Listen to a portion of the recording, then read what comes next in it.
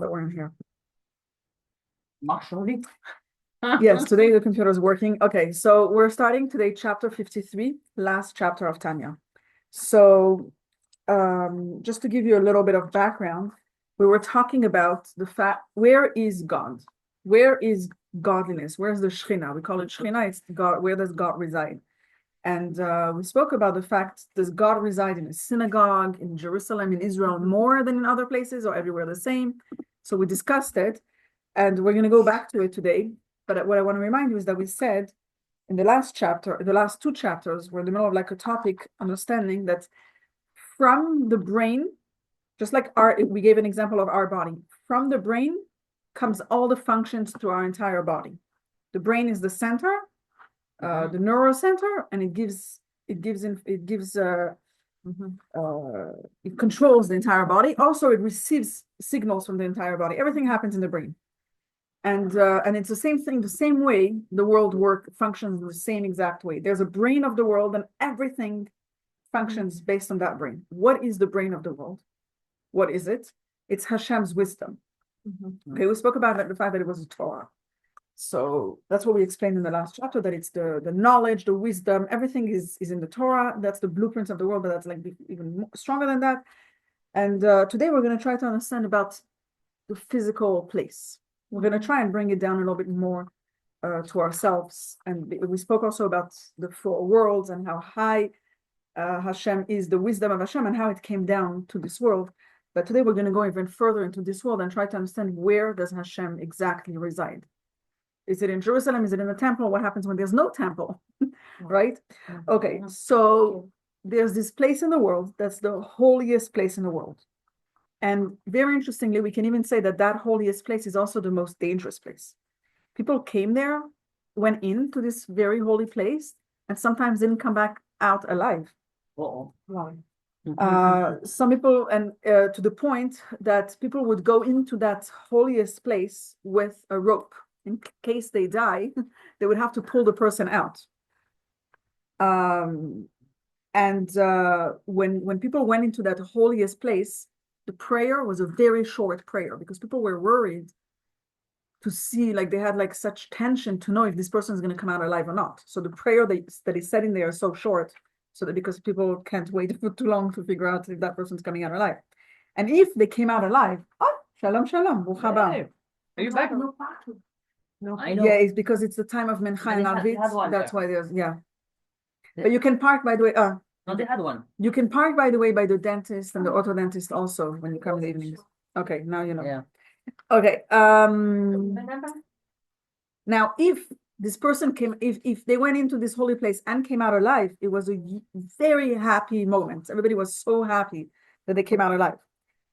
And even though it was such a dangerous place and not everybody came out alive, think of that. People would be honored to go in there, and people would spend so much money to have the honor to be able to be the one to merit to go into this holiest place. And not anyone can go in this holy place. It was only very specific people, not just Stam. And now, do you know what place I'm talking about? What place did I just describe? What's this place that we just described? This holiest place that's also dangerous. Nobody comes out alive. And only special people and only special time. Beit HaMikdash? Kodesh HaKodashim. Absolutely. Thank you very much, Shula. Thank you. I'm glad you came. You're saving us. Kodesh HaKodashim. Kodesh HaKodashim is the Holy of Holies. It's the holiest room in the Beit HaMikdash. In the temple, there's the holiest room. Okay? And over there, only the Kohen Gadol can go in. Not even any person, not even any Israel, not even any Levi, not even any Kohen. You have to be the Kohen Gadol, and even the Kohen Gadol can only get in when? Only on Yom Kippur. You can't go in a whole year round. Only on Yom Kippur, which is the holiest day of the year. So what is the secret of this Kodesh Kodashim? What makes this place so holy? And why is it also so dangerous that, some Kohanim Gedolim went in and didn't come out? So we're going to talk today about this holiness that resides in there, and we're going to try to understand what happens today when we don't have a Beit HaMikdash. Where does this holiness reside when we don't have a Beit HaMikdash? So when we started talking about where does the holiness reside, we opened it with questions. We said, how come Hashem's Shekhinah is specific in the Kodesh Kodashim, in holy places, or we say it specifically in Israel, don't we say that Hashem is everywhere? Like, how does that work together? We asked that question, and we also asked if it's so nice, if it's all about bringing the holiness down, why do we need like to have why, if there's such a holy place, why do we need also a mitzvah? Why do we need to do a did? Why is it not enough to just study Torah? Why can't we just be holy in a holy place? Why do you have to do mitzvot? Like, what's the connection with mitzvot? So that's what we're going to try to understand in this chapter. So as we're getting into it, we spoke about all these upper worlds. Okay, last week we spoke a lot about all the upper worlds, and we went into very Kabbalistic places, and we understood that the Shekhinah is in the brain. Okay, which is Chokhmah Bina Da'at, which is the three intellectual faculties, and they are really the Torah. Basically, the brain of the world is the Torah, and in everyone, and then there's four worlds, okay? Atzilut, Bria, Yetzirah, Asiya, four spiritual worlds. In each spiritual world, there is a very holy place. There is a Kodesh Kodashim in the spiritual world, okay? And from that Kodesh Kodashim in each world, spreads from that point, comes the whole holiness to the entire world. But it starts in the brain of that world, which is Kodesh Kodashim. So every place has a seed and what comes out of it, basically, okay? And we understood how, last week, we understood how the Shekhinah comes down to the next world and to the next world. Like it goes to the intellectual, to the highest place of the world, the Chokhmah Bina Da'at. And then it goes, when it goes down to Malchut, from Malchut, it can generate and go to the next world. Remember, we spoke, and then that's how it goes from one world to the other. And each time there's a certain contraction of Hashem Shekhinah, which means that we're feeling less of Hashem Shekhinah. In this world, we don't feel it as much as in the higher world, and we don't feel it as much as there. And the highest world, it's only Hashem. In Atzilut, you see nothing else but Hashem. Okay, so here it's very, very hard. The more you go down, the harder the more physical the world is, the harder it is to see Hashem with a naked eye. So where in this world is Hashem? Where does Hashem reside? And what happens in the Kodesh Kodashim? And why is there such miracles and so much power in this Kodesh Kodashim? And also we'll see how there was differences in how like what happened in the Kodesh Kodashim in the first temple is not the same as the second temple, and it's not the same as today. So we'll go basically in this class, the Alter Rebbe is going to take us in this chapter and explain what's the Kodesh Kodashim and what's the holiness over there, and then how it's going down, and then what is the Kodesh Kodashim in the second temple, and what is the Kodesh Kodashim today in our life. Okay, so we're going to start with the foundation, knowing that Kodesh Kodashim is really the holiest place in the world, really the holiest place. We know that there's different types of holiness, different levels of holiness. Like we know Israel is very holy. We know that the high mountains are very holy. We know that Jerusalem is holier than different cities. We know that within there's always places that are holier than others. We know that within the whole Temple Mount, the Kodesh, within the whole temple, Kodesh is holier than the Ezra, where all the regular people were going. And the Kodesh Kodashim is really the holiest place. Now, how do we know a place is very holy? Like the holier a place is, we actually see it it's expressed in the laws of the Torah. If you look in halacha, the way you're supposed to behave or the way things are applicable in different places is dependent on how holy the place is. Okay, so in different places, depending on how holy it is who can go there, how often can he go there, how holy does he have to be. So in the temple, only Jews can go in. If you're a non-Jew, he's not allowed to go in. And in the holy place within the Beit HaMikdash, there's a place for all the regular Jews, but then there's a holier place where only Kohanim can go. Okay, and then you have the Kodesh Kodashim where only the Kohen can go, Gadol can go, and only on Yom Kippur. That means that it's even holier, depending on what the Torah sets for each space.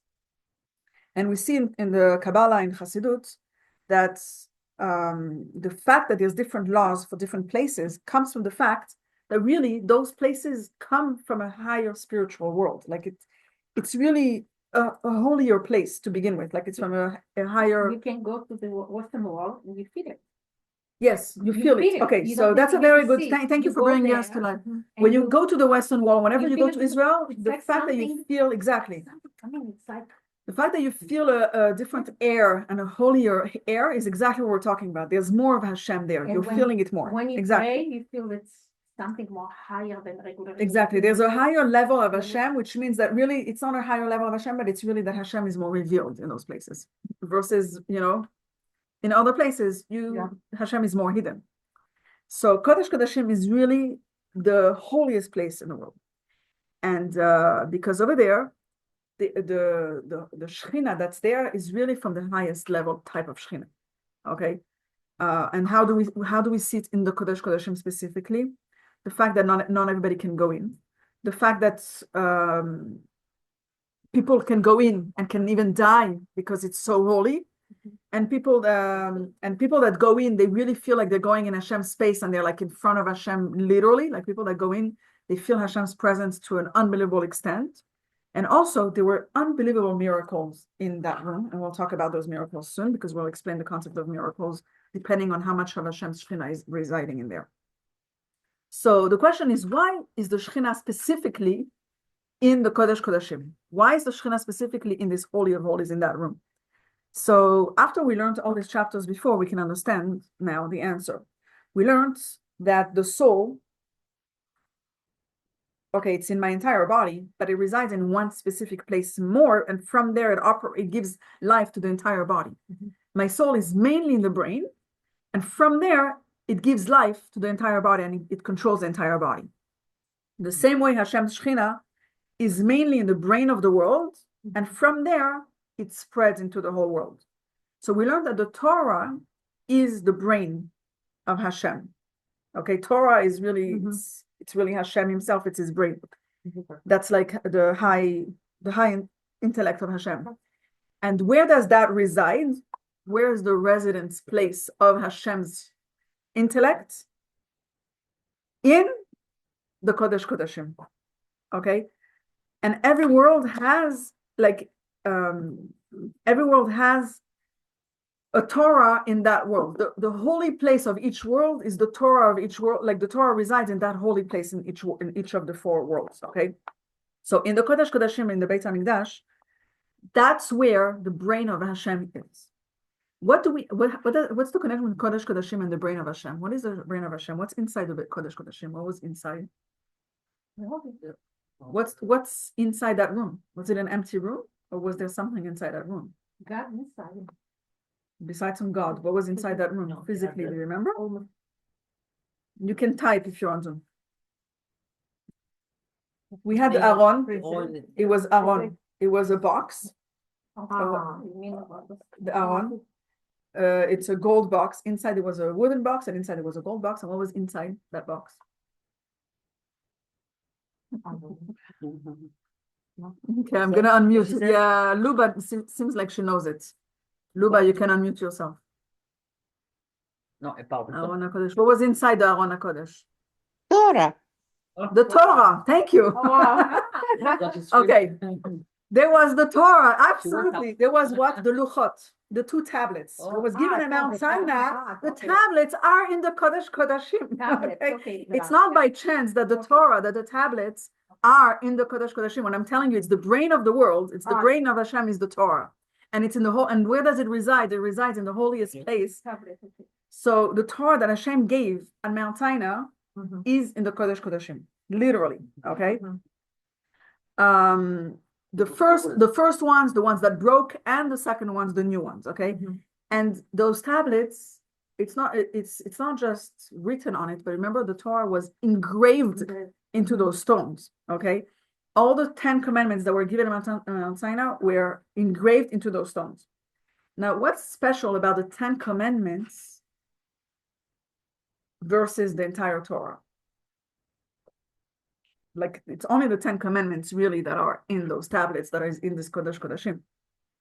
So the fact that Hashem chose at Mount Sinai, he didn't choose to give 613 mitzvot, but he chose to give specifically those 10 commandments. It teaches us that those 10 commandments are really the center, and they're the center of the Torah. Yes, so how do they include them? We actually mentioned it. Okay, so I'll tell you. Actually, so Maimonides says when he explains the Mishnah, he says that those 10 commandments are the foundation of all the commandments. Rashi says that all 613 mitzvot are included in those 10 commandments. Okay, and if you look at those 10 commandments, it's actually 620 letters, which is 613 mitzvot plus 7 mitzvot midirabanan, which is the mitzvot that the rabbis added. For example, to listen to the Megillah, to wash hands, to light Hanukkah menorah. There are 7 more mitzvot that are from the Rabbanan, and they're included in the 10 commandments. They're included in those 620 letters, okay? Also, we spoke about the fact that the 2 first commandments was I am God and you should not have any other God. I don't know if you remember, but many, many chapters ago in somewhere in the Tanya, we spoke about the fact that the first commandment, I am God, includes all the 248 positive mitzvot. And you should not have any other God. The second commandment includes all the 365 negative mitzvot. Remember that? Also, we explained further that, for example, when we say you should keep Shabbat, which is one of the 10 commandments, it includes all the mitzvot of all Shabbat and all the holidays. When we have the mitzvah of not killing, it includes all the mitzvot that are between people, like to behave nicely with people. When we have the mitzvah of not being jealous, it includes all the mitzvah of having proper families. Like each one is like a base of including much more mitzvot. When we talk about not to have a false witness, it's really including all the mitzvot connected to judgment and being like and judges. It's foundation, exactly. Those 10 commandments are foundation. And one more I'm gonna just mention is when you shouldn't be jealous is the foundation of all the all mitzvot connected to money. Okay, so there's really it's including and it's the basis of the entire Torah, those 10 commandments. Okay, so you can see how those 10 commandments are the brain of Hashem, and that's why the Shechina of Hashem is in the Aron, in this Aron HaKodesh, and it's in the Kodesh Kodashim. Okay, now you see the holiness of the Torah, which is in the holiest place. There's something there. The level of holiness that was inside that room is like from a very, very, very high level of holiness of Shechina of Hashem. Okay, it's a level of Malchut. Okay, basically, it's such a high level, and anyways, from there it lights up to the entire world. Like that light up the entire world. Okay, and through Malchut, when it comes to the level of Malchut of Atzilut, basically it can go to the next world. It can light up the next world as well. Now, our world is the lowest physical world. Okay, when you have the 4 worlds, Atzilut, Bria, Yetzirah, Asiyah, we are in such a physical world. It would make sense to say that, you know what, the Shechina in the Kodesh Kodashim is not Malchut of Atzilut, but it's Malchut of Asiyah. But it's something very low, that it's not like, or maybe Malchut of Yetzirah, of like the second to the last one. But the Alter Rebbe says here, he brings it from the Kabbalah, and he says, the Shechina that was in the Kodesh Kodashim, in our world, in this physical world, actually came straight from Malchut of Atzilut. It's that type of Shechina that resides in the Kodesh Kodashim. And it's actually the same way that Shechina is in the Malchut of Atzilut, the same way it's in the Kodesh Kodashim. That's how intense and lit up of Hashem's presence the Kodesh Kodashim is, like to an intensity that we can't handle. That's why some people can die, and that's why there's huge miracles. Okay, it's some of the holiest things that can be in the entire world, in the entire physical world, is in the Kodesh Kodashim.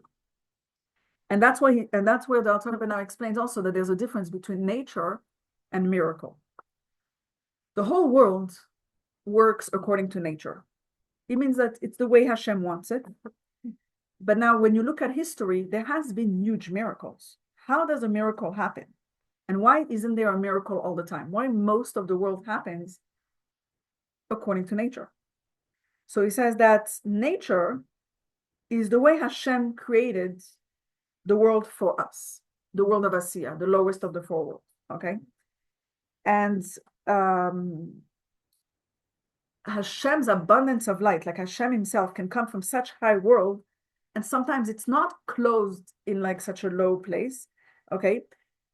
But it basically will come down according to that world, okay? But sometimes Hashem can be in this world in a way that he is in Atzilut, okay? Like he can be in this world in a way of Atzilut, like in the Shkodesh Kodashim, like in certain moments, in certain places, Hashem can reveal himself in a much more intense way. On a regular basis in the nature, we don't see Hashem. It's the way Hashem reveals himself in the world of Asiya. Now, those laws of nature are really only present in the world of Asiya. If you go higher, the laws of nature disappear. It becomes already godly and miraculous. As soon as you go up, and the higher you go up, it's not laws of nature, it's laws of Hashem. Like Hashem can do anything. Sometimes you can see it in this world, but most of the time you don't. Anyway, so what is a miracle? A miracle is when you have the highest level of Hashem revealed into our world. You have Hashem's light in the most intense way possible coming into this physical world. And then you basically see Hashem in a very revealed way. If you were there at the crossing of the Red Sea, you saw Hashem in a very revealed way. It's a miracle. It's not the laws of nature, okay? And usually miracles happen also for a very short time, okay?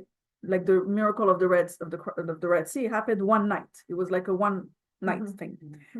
We also had a time when there was a war and Hashem left the sun awake for 36 hours so that they could finish the war and win the war. In Givon, anyway. So that was also only 36 hours, okay? Like the world is usually mostly according to the laws of nature. Now there's one place in this physical world where the miracle is constant. Hashem is there at his intense level constantly.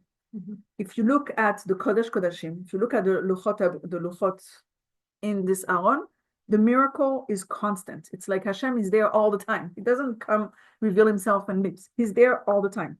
Look at the Luchot first. Those I'll describe to you those miracles. Those tablets, they had all the letters engraved all the way through.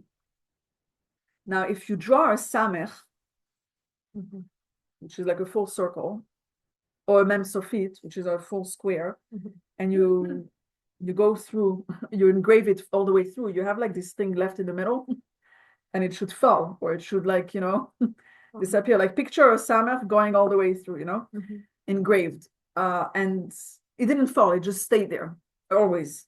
Like the way the letters were engraved, it was engraved and clear all the time. It was a miraculous type of tablet. There was a constant miracle in the Luchot, okay? The Luchot were miraculous. If it's engraved, it doesn't fall. No, but it's engraved through.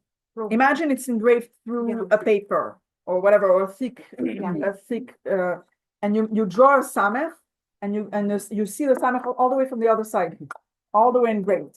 So the middle part of the samech would be like a thing like this. It would fall according to the laws of nature, but no, it didn't fall because it's not the laws of nature. The Luchot have Hashem in a way of Atzilut in a constant From basis. side to side, not bending on. From one side to the other, from the back, you would be able to see it. I think I also read that if you look at it from the back, it wasn't backwards. Anyway, it was a miraculous tablet, okay? And that's because you see that the Shechina in those tablets is a type of Shechina of Atzilut. It's not a type of Shechina, like it's the highest type of Hashem, like, in the strongest way possible. Now, there were more miracles in the Kodesh Kodashim, constant miracles. One is the measurements. So the Aron itself, the box, was 2.5 amma by 1.5 amma. Okay, 2.5 by 1.5. Amma is about half a meter, just saying, like about 50 centimeters. But I'll use the amot for this purpose. Anyway, and then there were like long sticks holding them from both sides. And the long sticks were sticking out 10 amot on each side. So if you take the long sticks, 10 plus 10 plus the Aron, which is 2.5, you have 22.5. The wall to wall should be 22.5. But if you if you would measure wall to wall, it wasn't 22 and a half, it was 20. But the 22 and a half, if you would measure the sticks and the aron, it was 22 and a half, but if you would measure the wall, it was 20. But somehow it wasn't a problem. It was a constant miracle, okay? It's written in the Torah, I'm not making this up. Like it's called a miracle. It's not math, it's not logic. The aron didn't take space. It wasn't a question of space. There was another very interesting miracle. You know what was on top of this aron? There was the kruvim. Kruvim is like the golden angels. And the very famous thing about this angel is that those angels, if the Jews were behaving nicely and Hashem was happy with their behavior, the angels were facing each other. It was like a shape of a boy and a girl. But if the Jews were not behaving and Hashem was upset, those angels would turn around and they would be back to back. This is miraculous. This is like an expression of the world into this Kodesh Kodashim. It's not something that's, it wasn't real angels. It was gold. It was like, it was hard gold, but they were moving. They're allowed to go. Yeah. The box and the kovim is all gold. The sticks, everything was gold. Inside, there was a gold box. There was a wooden box inside and a gold box inside. Like when the calf was a gold. No, gold calf. No, that's not a problem. No connection. Okay. Yeah. So you see these miracles that it was a constant miracle, and it shows us on the holiness of the luchot of this brain of the world, because this is where Hashem is at its highest level. And the Kodesh Kodashim is at its highest level. That's why there's a constant miracle. And the fact that there's those miracles shows us on how holy those place is. You see that? So we're going to see in the Tanya here how the Alter Rebbe is going to explain how the Shechina is in the Kodesh Kodashim in this Beit HaMikdash.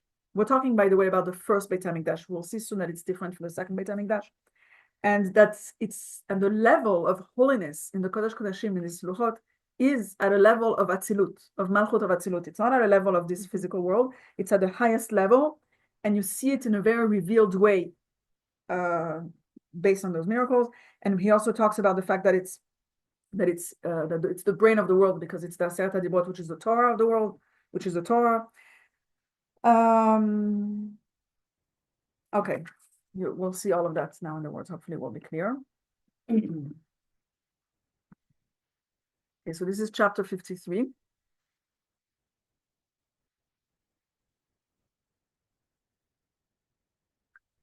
At the time the first temple stood, in which the ark and the tablet were housed in the Holy of Holies, the Shechina, which is Malchut of Atzilut, that is the revealed life of the Ein Sof, a light which intrinsically is infinite and transcends all worlds, and which nevertheless was revealed in them, dwelt there, and was clothed in the 10 Commandments, which were engraved upon the tablets found in the ark in the Holy of Holies.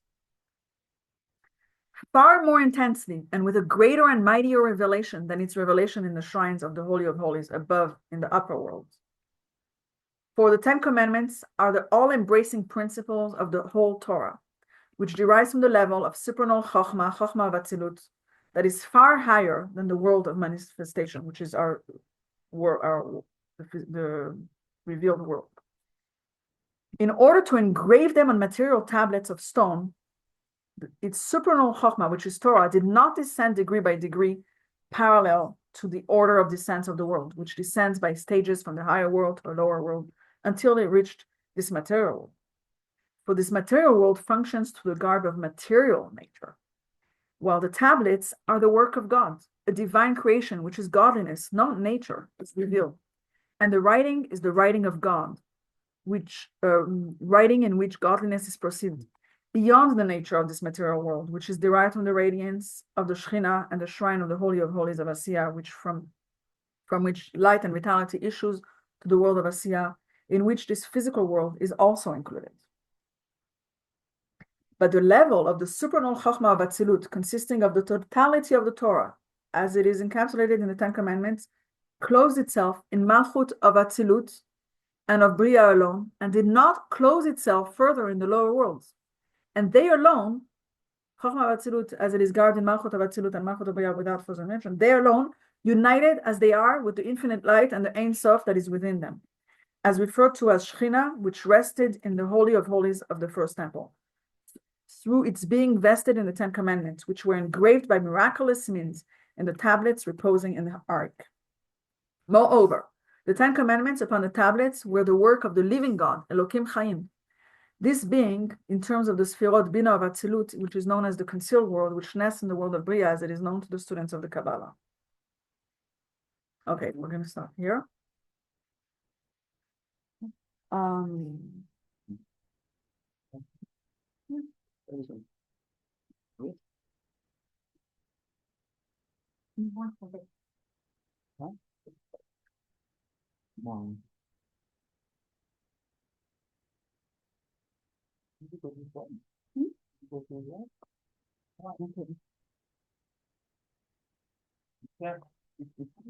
Okay, I want to share with you a story to tell you about the holiness of this Aron, of this this ark that held the tablets inside. It's a story from Shmuel, from the Navi, from the prophets, Prophet Shmuel, that once the Jews went out to war against the Plishtim, whatever, Plishtim, and they took with them, whenever the Jews went out to war, they took with them the Aron. Like this, they had Hashem with them in the war to help them win. And but what happened there is that they didn't do it properly, and the Plishtim actually managed to grab the Aron from the Jews. And they thought that the Aron is now going to be saving them. It's gonna Hashem's going to be with them. They were sure that now that they have the Aron, they're going to win. But they right away realized that not at all. They put the Aron next to this idol. Anyways, in the morning they saw that the idol was on the floor, like was turned over, and whoever came around the Aron, like all these Plishtim that came close to the Aron, they became very, very sick and died. Wow. And they realized that they made a very big mistake, and they gave back the Aron very quickly to the Jews. Really? Now it's not finished. David HaMelech, King David at that point, wanted to bring back the Aron to Yerushalayim, to Jerusalem, and bring it back.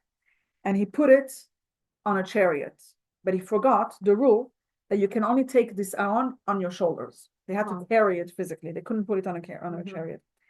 And at some point it felt like as if this Aron was falling, and he tried to catch it, and it looked like this Aron needed some help. Anyways, and at that point, as he was trying to pick it up, he fell and he died.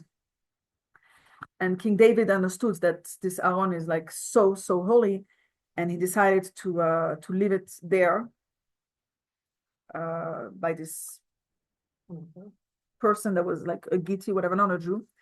And wherever that Aron stayed overnight, this person received so many blessings for his land, like his agriculture became like very blessed. And at the end, King David brought the Aron with like a whole, like a lot of people, process with a procedure, whatever, like procession. That's the word. With the whole procession, they brought it properly to Jerusalem, and then he brought it back to the Kodesh Kodashim. But the Aron really has like special power around it. So that's what I want to show you. And what we see here is that really the Aron is the brain of the world. It's the brain of Hashem into this world, like literally, like it's Hashem's physical brain in this world, this Aron. Like it's super holy, as you can see here. Can we find it? Can we find it? I heard from some. Where is it? I don't know. I don't know. No, it's somewhere in. It's somewhere around the Temple Mount, really? Yeah, inside. Okay. It's blocked. It's closed. It's from my. The Kodesh Kodashim, we know where it is, but the Yeah, Aron is there. I'm not sure. No, she got this also. So when you go to the tunnels, I was there. you can get to the closest place Close, possible to Kodesh Kodashim. There's a place over there where you pray. It's safe. Kodesh Kodashim is at. I think On it. no. No, I don't think No. you can step I on can it. tell you what happened. Oh yeah? Okay, maybe. Anyway, okay. There's a So- mikveh beside it. Are you talking about when you go to the tunnel, to the underground tunnel, Yeah. Minarot HaKotel? That one? Yeah. The new So- ones, not the old ones, the new one. And it Ah. have a sign, Kodesh HaKodashim, and they found those money or that's if it used to be. No, it wasn't a Kohanim dress. They used to. Oh, really? Yeah, they found. Yeah. Okay, it's possible. Anyway, that place is definitely the holiest place. Like people Yeah. go there and Yeah, pray that's what there. I say. I every- said, oh my God, I'm When it was, when? How many years ago did Yeah, you go there? 5 years ago or so. Within 5 years? Yeah, okay, so I was there before. Okay. Yeah, I So was- understanding the holiness of the Kodesh Kodashim comes from understanding that it comes from that holiness comes from the fact that it has inside the Aron and it has inside the Luchot, the tablets, brings us a big question. What happened in the second temple when now the second temple doesn't have Yeah. the Luchot? Ah, Second temple doesn't have the Luchot, doesn't have the Aron. There was no Aron in the Holy of Holies. In that Kodesh Kodashim, there was no Aron. That Oh. tablets and that Aron was not in the Kodesh Kodashim. So the sages say that in the second temple, it was very similar to the first temple in terms of holiness. One second. It was not the same. There was holiness, but there was not the same type of holiness. Remember, I told you the first temple was like of Atzilut, literally like the highest type of holiness. We didn't have that in the second temple. And I think he brings it in the Tanya. No, no, he's not even bringing it here. Okay, because it talks about, he brings a source from the sages that talk about the two sons of Noah, that Noah gave a blessings to his two sons. One was Yafet and one was Shem. And it says that Yafet, like Hashem was in the place of Yafet, and but then he was in the place of also in the place of Shem, but it was not the same amount. And he talks about the fact that the first temple was built by Shlomo, and that's from the descendants of Shem. But the second one was built by Koresh, which is from the descendants of Yafet. Anyways, they don't have the same intensity of holiness. The big difference between the first temple and the second temple, we actually see that some things we didn't have in the second temple. We didn't have the Aaron. We also didn't have in the temple, we didn't have the fire that came down from heaven in the temple, we also didn't have the same amount of Shechina. There was also no Ruach HaKodesh, people didn't have Hashem speaking to them, there was no more prophets getting Ruach HaKodesh from Hashem.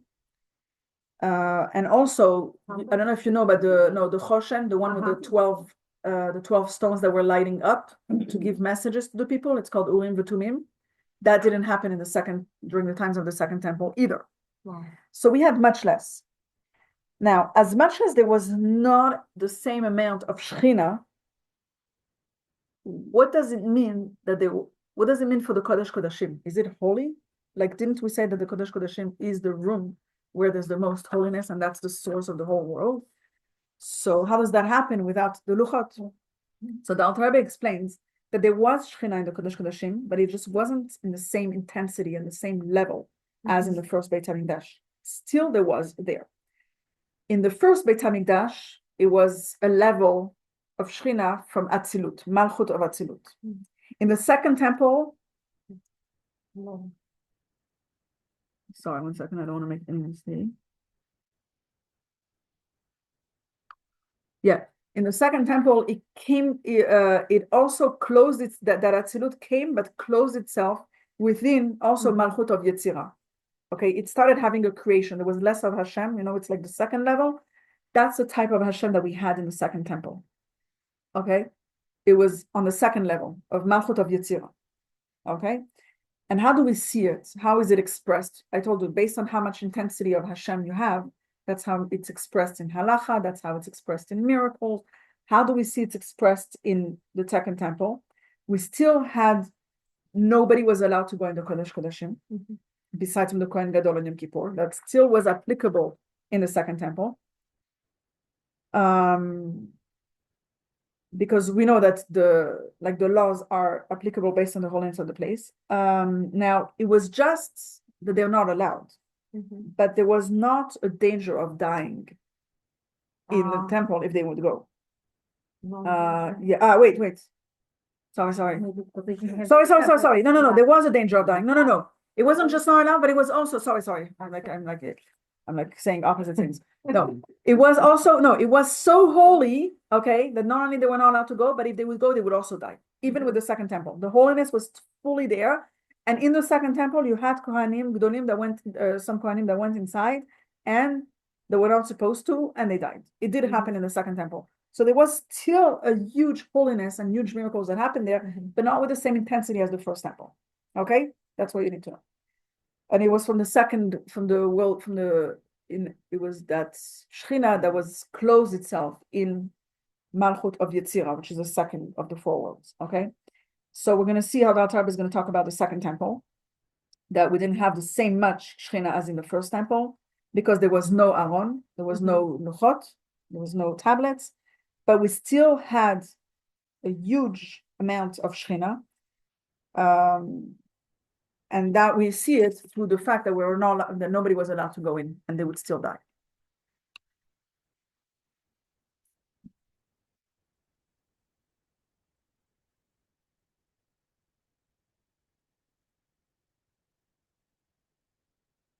As for the second temple, in which the ark and the tablets did not repose, this being among the 5 things found in the first temple and lacking in the second,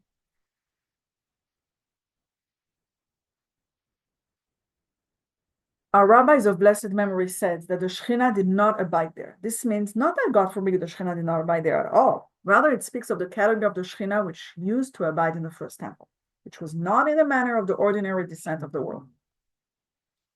But in the second temple, it abided according to the order of gradual descent. Remember, I told you that in the first Beit HaMikdash, it went from the highest level and it jumped to this physical world without going through the descent. But here we're seeing that it is going through the descent and it's going to the world of Bria and then Yetzirah. So abided according to the order of gradual descent of Malchut of Atzilut vested in Malchut of Bria, and the latter in Malchut of Yetzirah, and the latter in the shrine of Holy of Holies of Asiyah, the tribes being Chabad of Asiyah. And the Holy of Holies of Asiyah was closed in the Holy of Holies of the temple below. In it rested the Shechina, Malchut of Yetzirah, which was closed in the Holy of Holies of Asiyah. And how do we know that? Therefore, because of the Shechina residing in the Holy of Temples, Holy of Holies, no man was permitted to enter there except the high priest on Yom Kippur. Okay? And that represents to us the fact that there was holiness in there. Like the fact that there's a law shows you the importance and the holiness of that place. Now, what happens today? We don't have not a first Beit HaMikdash, and we don't have even a second Beit HaMikdash. We don't have any of them. Yeah. We are in exile. Okay, so where is today? Where is the Shekhinah today? Where is Hashem's holiest place today? So like we know that, it has to have a brain, and it has to, and from there it lights up the whole world. Just like, the neshama, lights up the whole body, like the soul lights up the whole body, gives life to the whole body through the brain. Where's the brain? So the rabbis say that from the Beit HaMikdash was destroyed, Hashem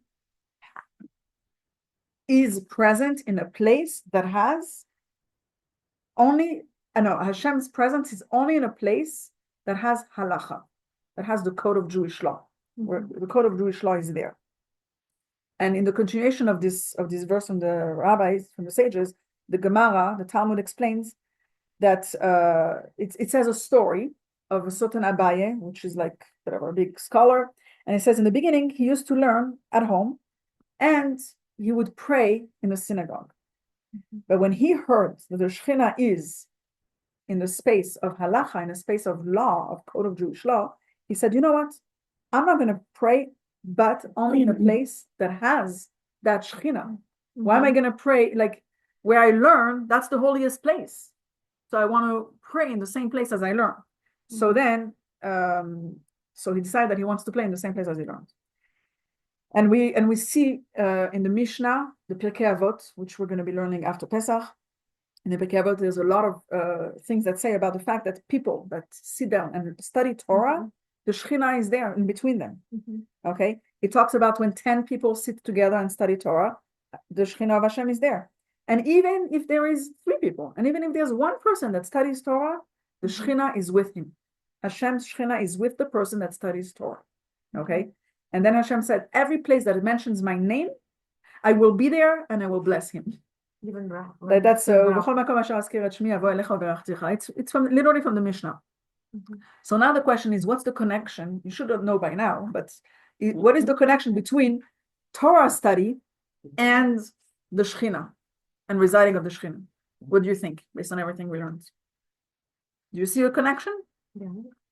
The same. What's the same? Why is it the same? Why is the Shekhinah in a place that has Torah study? Because Torah study it's Shekhinah, yes, Shekhinah, and Okay, so for you it became so obvious by now. Torah study is the brain of Hashem, right? Yeah, we Okay. study- That's the we brain. study brain. When you're learning Torah, that's the brain of the world. That's where Hashem is. You're bringing Hashem right there. Where the Torah is, that's the brain of the world. Exactly. Okay, so you got the whole point. Very good. It's like, I like how you said it. It was like so obvious. Okay, so just like we know that the soul resides in the brain, okay, so the Shekhinah is in the brain. The Shekhinah of Hashem is in the brain of the world, which is the Torah. Okay, so in the first temple, it was in the Ten Commandments, okay, which was the source. Today, Shekhinah is in the Torah study. Okay, the Torah is the brain of the world. A person that studies Torah, he becomes a Kodesh Kodashim. He becomes a holy of holies. Like he becomes a holy space. Okay, and the Shekhinah is in this person's brain. He's learning Torah. To the point that Abaye, the one that I mentioned in the Talmud, he wanted his prayers to be received by Hashem. He decided to learn in the same place where he's going to pray.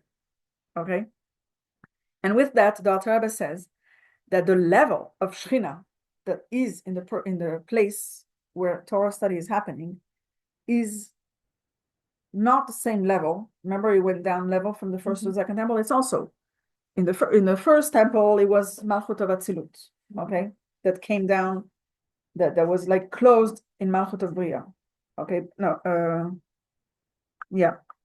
but it wasn't closed in Malchut of Yetzirah and Malchut of Asiyah. It was just like it was at the highest level. In the second temple, he went down to the next world.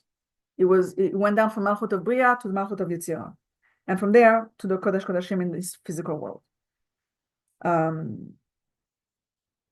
But when we study Torah, when we study the halacha, when we study code of Jewish law, the Shekhinah goes down even lower to a lower world and comes in the world of Asiyah, in our world, in Malchut of Asiyah. And from there it spreads into the head of the person that's studying. So that being said, within this world, the Shekhinah is more present, it's in a higher level by a person that studies Torah than in the rest of the world. Okay, the person that studies Torah becomes now the brain. He becomes the highest place in this physical world, and the rest of the world becomes regular and just has Hashem's light, pretty much hidden. Sometimes the Shekhinah can go even lower, which is Klipat Noga, which is like a lower world, where over there the world is completely separated from God, forgets about God. Hashem is completely hidden, so that's an even lower level. That over there's no Torah study, no God, no anything, like completely. But as soon as the person studies Torah, it's now revealed. It's now in a higher level. Okay, so you see that studying Torah brings more of Shekhinah into that space, into that person's space. Are the women included? Absolutely. Women are included. Somebody was asking. So the reason why when we study Torah, the Shekhinah comes down all the way down to Malchut of Asiyah is because the Torah is connected to this physical world. Like the Torah literally can become connected to this physical world, and we see that most. Okay.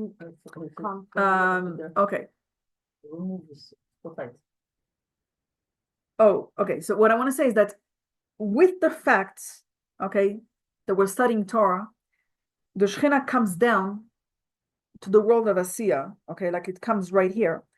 But the Torah comes down specifically in this physical world, in the world of Asiyah, in the most physical world. And we see it because most of the mitzvot of the Torah are very physical mitzvot that are done with the physical body, that are done with physical objects. Torah, it's not enough to study Torah, to just understand it and just feel spiritual. the Torah requires to be expressed in the physical world. Okay, so even the mitzvot in the Torah that are holy mitzvot, like studying Torah or praying, it's important to do it with our mouth, to do it with speech, to do it with action. It's not enough to just feel it and think it. Like that's not enough. And we're going to talk much more about it in the next chapter, the second half of this chapter. But here we're just mentioning it that the mitzvot are in the part of the study Torah in this physical world. So the Alter Rebbe, we're going to see now the last part for today. The Alter Rebbe says that today, since we don't have a temple, where is the Shekhinah? The Shekhinah is in the study of Halacha, which is the Torah. And over there, the Shekhinah comes in a way of Malchut of Asiyah, because Asiyah in this physical, very physical world, the 630 mitzvot are all very physical mitzvot. And what's special about Halacha is that it's really an expression of Hashem's will. Like when we Halacha, it's not just Torah study or study of history. It's study of Halacha, which is how to behave, how to physically do things in a way that, and the fact that Halacha is an expression of Hashem's will, it's very different than saying that it's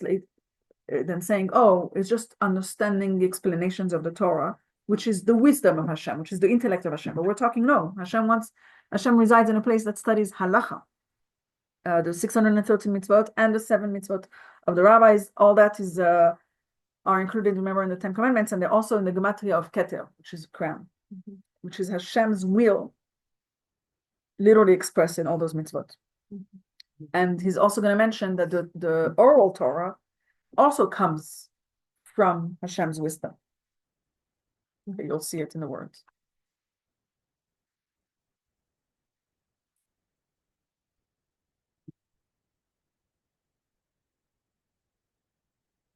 Since the destruction of the temple, of which the sanctuary was a part, God resides in the shrine of the Holy of Holies of Torah and the mitzvot, for as mentioned earlier, the Shekhinah must reside in the Holy of Holies. HaKadosh Baruch Hu, the Holy One, blessed be He, has but the 4 cubits of halacha alone. Okay? In Hebrew, it sounds much better. Meshacharav Beit HaMikdash ein lo lakadosh baruch hu be'olamo ela daled amot shel halacha bilvad. Hashem resides only in the 4 cubits, like in the space of halacha. Even if one Jew sits and engages in Torah study, the Shekhinah is with him. As is stated in the first chapter of Brachot, the phrase "the Shekhinah is with him" means that although he is being of this material world, the Shekhinah is nevertheless with him. In order for the gradual descent and investment of Malchut of Atzilut in Malchut of Bria and Yetzirah and Asiyah. For the 613 commandments of the Torah are by and large precepts which involve action, including even those mitzvot which are fulfilled by sword and thought, such as Torah study. Are fulfilled by word and thought, such as Torah study and the blessing after the meals and recital of the Shema and prayer.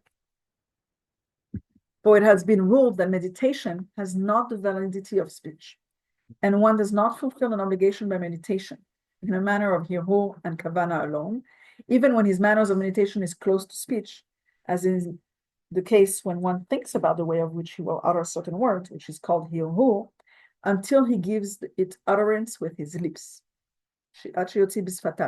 Moreover, it has been ruled that the motion of the lips while one is speaking is considered an action, in which case all these mitzvahs involve a form of action.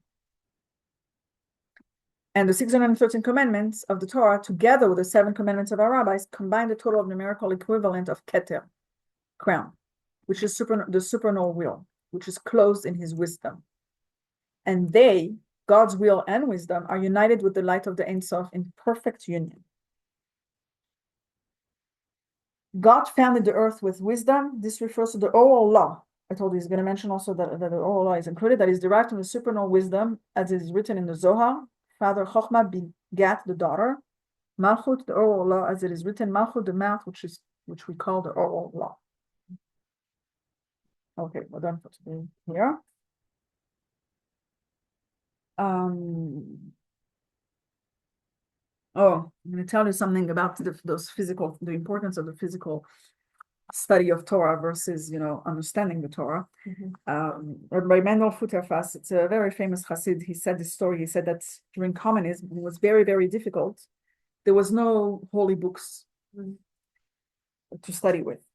And anyways, one day he saw a chassid. His name was Rab Shlomo de Geller, and he saw this man going into a synagogue, going into the Gniza. Gniza is a place where you have like torn books that need to be prepared, that need to be buried. Okay, torn Torahs, torn books, or like things that are damaged that are basically garbage, but we don't put it in garbage. We have to bury it. So there's a room where you store everything until you prepare a big burial. So he went there and he literally took out papers and like different torn things that he found from holy books. And he started studying from them. Now you understand, it wasn't a book, it was torn pages. So it's like one piece from one book and another piece from another book and another piece from another book. It wasn't connected one to each other. So Rabbi Mendel Futterfass asked him, how can you study like this? Like, what are you learning over here? So he said, the most important part of the learning is not the fact that I'm understanding it. It's the fact that I'm connecting with Hashem, which is in the words of the Torah. That's why I don't care what's the connection between the sentences over here. The main thing is that I'm present with Hashem's light, you know? So that shows you the power of just being like, even if we don't fully understand, it's not about understanding, but it's about, you know, speaking and about connecting with Hashem in a real way. So that's what we're learning. I'm going to summarize what we learned today and walk out with a lesson. So we spoke about the fact that the Shekhinah is in the Kodesh Kodashim, and it starts with the Kodesh Kodashim, and from there it goes into the whole world. But there are differences between three stages. We had the first Beit HaMikdash, where the Shekhinah was in the tablets. Okay, it was in the ark and the tablets, and that was the highest level of Shekhinah, a type of Malchut of Bria. Okay. In the second temple, we had less of that. There was already no Aaron in the Holy of Holies, but there was still a big level of holiness because, you know, the Kohanim weren't allowed to go in. But it was a second degree lower, was a way of Malchut of Yetzirah. And after the temple, the second temple was destroyed, where is today the Shekhinah? In study of halakha. Good. Of halachot or halakha. But not Torah, like the specifically halakha versus Torah. That's what it was a quote, not from the Alter Rebbe, it was a quote from he said it's from Brachot, it's from the Talmud. Mishchara bet Hamidash eno lakadosh baruch hu ba'olamo ela arba amot halakha bilvad. From halakha. And over there, when a person studies halakha, we get the presence of Hashem, we get the Shekhinah in a way of not Malchut of Bria, not Malchut of Yetzirah, but Malchut of Asiya, which is like the lowest world. But over there, it's the way Hashem expresses himself in a very physical way. Okay, which is through the mitzvot, which we're going to talk about next time. So today we understood that the Torah is the brain of the world. Okay, we understand that. And we know that when we learn Torah, the Shekhinah is with the person that studies it and in the whole world. That tells us the importance of studying Torah, of studying halacha. And the sages talk so much about how important, how special it is to study Torah. And not always do we realize the specialty of studying Torah. But today we understand very well how studying Torah really brings like such a level of godliness into this around us. And that literally Hashem's light comes onto the world. Like we become the brain of the world. Like we're the ones that are spreading the light of Hashem into this world. The Torah is the brain of the world, and we're receiving the Shekhinah and spreading into the world. So when we study Torah, we have a double merit. Also, we're connecting with Hashem's wisdom. Okay, and also we're bringing abundance of Hashem into the world. Okay, so also I connect with Hashem's wisdom, but I also bring the Shekhinah into the world. And so understanding that will make us realize that we should try and take every opportunity to study Torah and connect to the source of Shekhinah in the world. And we're going to understand next time why the Shekhinah came down. Why is it at its lowest level when we study Torah? Why specifically halacha? And why is it not enough to just study Torah? And we also have to do mitzvot. Like what's, in order to have the Shekhinah over here. And that will be our last class next time, but it will not be next week, it will be in 2 weeks.